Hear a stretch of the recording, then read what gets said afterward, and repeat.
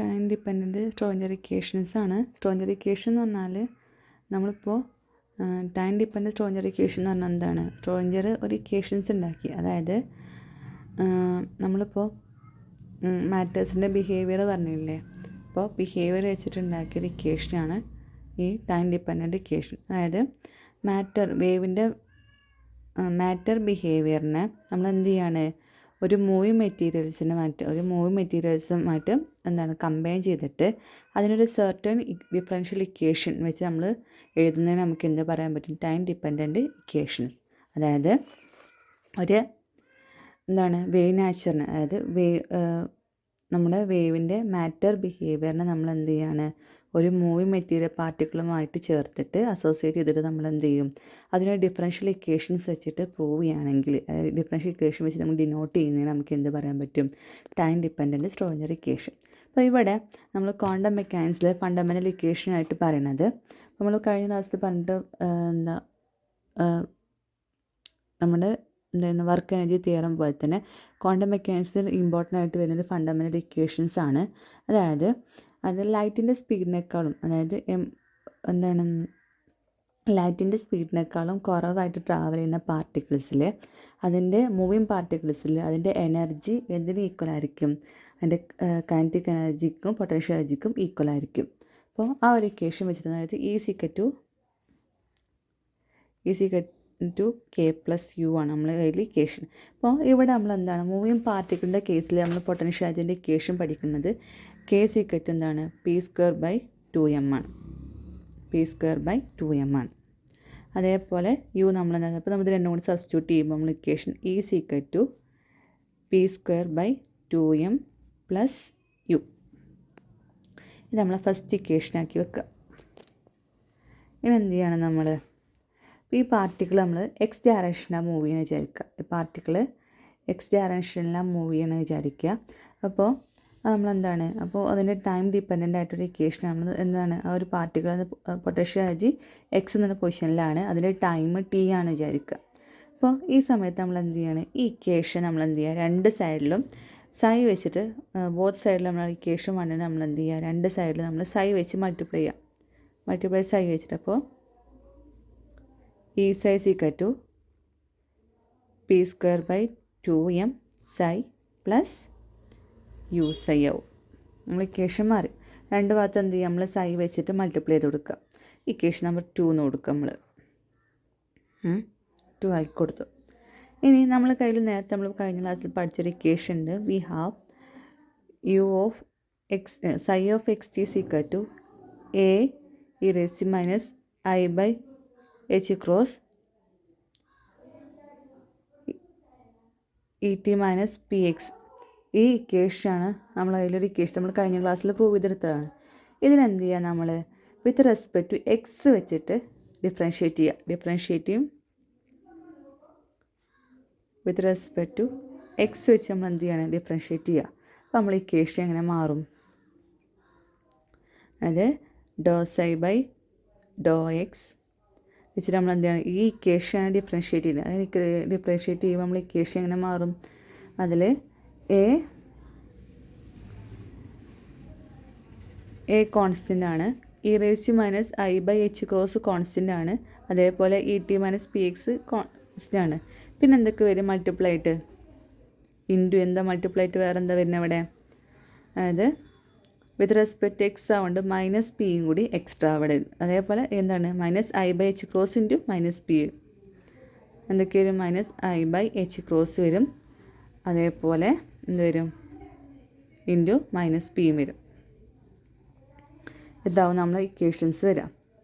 അപ്പോൾ ഇത്രയും പാർട്ട് പറഞ്ഞാൽ എന്താണ്, സൈ അല്ലേ, അങ്ങനെ എഴുതാം. അതേപോലെ എന്ത് ചെയ്യുക, നമ്മൾ ഒന്നുകൂടി ഡിഫറൻഷ്യേറ്റ് ചെയ്യുക, ∂2ψ/∂x² ചെയ്യാം. അപ്പോൾ നമ്മൾ ഇക്വേഷൻ എങ്ങനെ വരിക, ഒന്നുകൂടി ഡിഫറൻഷ്യേറ്റ് ചെയ്യുമ്പോൾ, അപ്പോൾ ഈ ഇക്വേഷൻ നമ്മൾ എന്ത് ചെയ്യുക, ഒന്നുകൂടി ഡിഫറൻഷ്യേറ്റ് ചെയ്യുമ്പോൾ ഇത് അതേപോലെ കോൺസ്റ്റൻ്റ് ആണ്.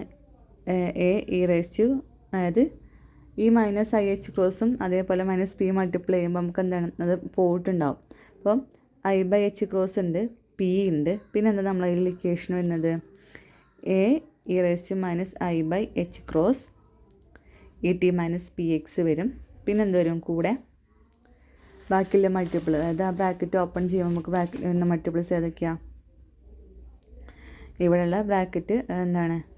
-i/h ഇൻറ്റു -p, വീണ്ടും -p വരും. അപ്പോൾ നമ്മൾ ഇക്വേഷൻ വീണ്ടും നമ്മൾ മൾട്ടിപ്ലൈ ചെയ്യുമ്പോൾ ഇവിടെ 2p ഉണ്ട്, ഇപ്പോൾ p² ആവും. അതേപോലെ IH ഉണ്ട്, -IH ഉണ്ട്. അപ്പം നമുക്ക് എന്താണ് എന്താണ് I² ആണ്. മൈനസ് നമുക്ക് എന്ത് ചെയ്യാൻ വേണ്ടും, ഇവിടെ ഈ മൈനസും പോകുമ്പോൾ അത് പോവും. 2 മൈനസ് ഉണ്ട്, ഇവിടെ മൈനസിൻ്റെ ഈ മൈനസ് പോവും. അപ്പോൾ ഇവിടെ ഒരു I ഉണ്ട്, ഇവിടെ ഒരു I ഉണ്ട്. അപ്പോൾ നമുക്ക് എന്തായിട്ട് മാറും? I²/h² വരും. പിന്നെ a(e⁻i/h⁻) et - px ആവും നമ്മുടെ ഇക്വേഷൻ. അപ്പോൾ ഇത്രയും ടേം വരുന്നത് എന്താണ്? സൈ തന്നെ അല്ലേ, നമ്മൾ സൈ ഓഫ് x എന്ന് എഴുതിയതാണ്. അപ്പോൾ നമ്മൾ എന്ത് ചെയ്യുക? ഇക്വേഷൻ ഒന്നുകൂടെ മാറ്റിയതാ. (∂2ψ/∂x²) എന്ത് വരും? p² I²/h² ഇൻറ്റു ഈ ഇക്വേഷൻ എന്താണ്? സൈ ആയിട്ട് മാറും. ഇത് നമ്മൾ എന്ത് ചെയ്തു? ഇക്വേഷൻ 3 കൊടുത്തു. ഇതൊന്നുകൂടെ റീഅറേഞ്ച് ചെയ്യണം നമ്മൾ. റീഅറേഞ്ച് ചെയ്യുമ്പോൾ ഇവിടെ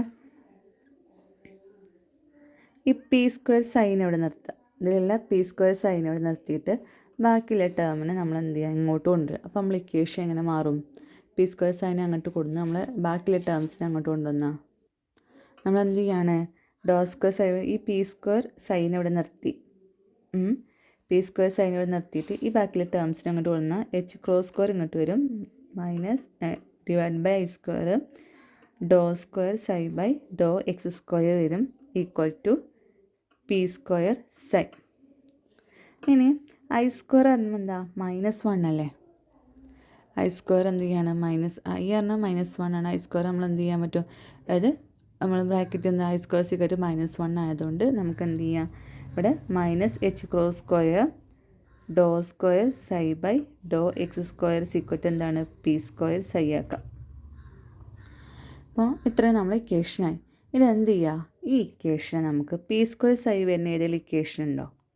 അപ്പോൾ നമ്മൾ എന്ത് ചെയ്യാണ്? നമ്മൾ ഇക്വേഷൻ 2 നമ്മൾ എന്ത് ചെയ്യുക? ഇത് സബ്സ്റ്റിറ്റ്യൂട്ട് ചെയ്ത് കൊടുക്കുക. അപ്പോൾ ഈ സൈസ് ഇക്വറ്റ് നമുക്ക് വേറൊരു എന്താണ്? p²/2m അതേപോലെ തന്നെ നമ്മൾ കഴിഞ്ഞതിൽ ഇക്വേഷൻസിൽ എഴുതിയിട്ടുണ്ടായിരുന്നു. വേറെ നമുക്കൊരു ഇതേപോലെ കഴിഞ്ഞ ഇതിൽ നമ്മൾ പ്രൂവ് ചെയ്തിട്ടുണ്ടായിരുന്നു. ഈ സൈസ് ഇക്വറ്റ് IH×∂ψ/∂t. അതായത് നമ്മൾ എനർജി വെക്ടറും അതേപോലെ മൊമെൻ്റം വെക്ടറും കണ്ടുപിടിച്ചപ്പോൾ eigenvalue equation total energy operator കണ്ടുപിടിച്ച നമ്മൾ ഇക്വേഷൻ കണ്ടിട്ട് ഈ സൈസ് ഇക്വറ്റ് IH×∂ψ. ഈ രണ്ട് ഇക്വേഷൻസും നമ്മളെ കയ്യിലൊരു ഇക്വേഷൻ ഉണ്ട്. അതായത് ഈ size equate p²/2m psi plus u psi. നമ്മൾ നേരത്തെ കണ്ടുപിടിച്ച ഇക്വേഷൻ 2.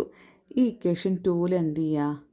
ഇത് രണ്ടും ഈ രണ്ട് ഇതും സബ്സ്റ്റിറ്റ്യൂട്ട് ചെയ്ത് കൊടുക്കുക. അപ്പം എന്താണ്? ഈ സൈക്ക് പകരം ഇവിടെയുള്ള ഈ സൈക്ക് പകരം ഈ ഇക്വേഷനും അതേപോലെ ഇവിടെയുള്ള p² സൈക്ക് പകരം എന്ത് ചെയ്യുക? ഇതും സബ്സ്റ്റിറ്റ്യൂട്ട് ചെയ്ത് കൊടുക്കുക. ഈ size equate p(ψ/2m) plus u psyche പകരം നമ്മൾ ഈ സൈക്ക് പകരം IH×∂ψ/∂tയും അതേപോലെ p² സൈക്ക് നമ്മൾ നേരത്തെ കിട്ടിയ ഇക്വേഷൻ എന്തായിരുന്നു? -h²/2m (∂2ψ/∂x²) p സൈക്ക് പകരം കേട്ടോ പ്ലസ് u സൈ. ഇക്വേഷൻ നമ്മൾ എന്ത് ചെയ്യുക? 4 എന്ന് കൊടുക്കുക. ഇക്വേഷൻ നമ്മൾ എന്ത് ചെയ്യുകയാണ്? 4 എന്ന് കൊടുക്കുക. അപ്പോൾ ഇക്വേഷൻ നമുക്ക് എന്ത് പറയാൻ പറ്റും? വൺ ഡയമെൻഷൻ സ്ട്രോഞ്ചർ ഇക്വേഷൻ എന്ന് പറയാൻ പറ്റും. വൺ ഡയമെൻഷൻ സ്ട്രോഞ്ചർ ഇക്വേഷൻ നമുക്ക് ആണെന്ന് പറയാൻ പറ്റുന്നത്. Time dependent one dimension Schrodinger ഇക്വേഷനാണ്. ടൈം ഡിപ്പെൻഡൻ്റ് ആട്ടോ, അത് ടൈം ഡിപ്പെൻഡൻറ്റ്. ഇനി ഇത് നമുക്ക് 3 ഡയമെൻഷൻസിൽ എഴുതണമെങ്കിൽ 3D ഫോർമാറ്റിൽ നമ്മൾ എഴുതുകയാണെങ്കിൽ നമ്മൾ ഇക്വേഷൻ എങ്ങനെ മാറുക?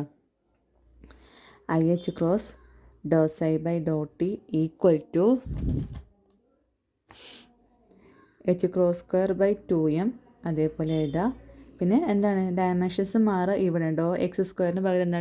അതേപോലെ (y² വരും, (z²). അപ്പോൾ (2ψ/∂t do X square plus do square psi by do Y square plus do square psi by do Z square plus U psi.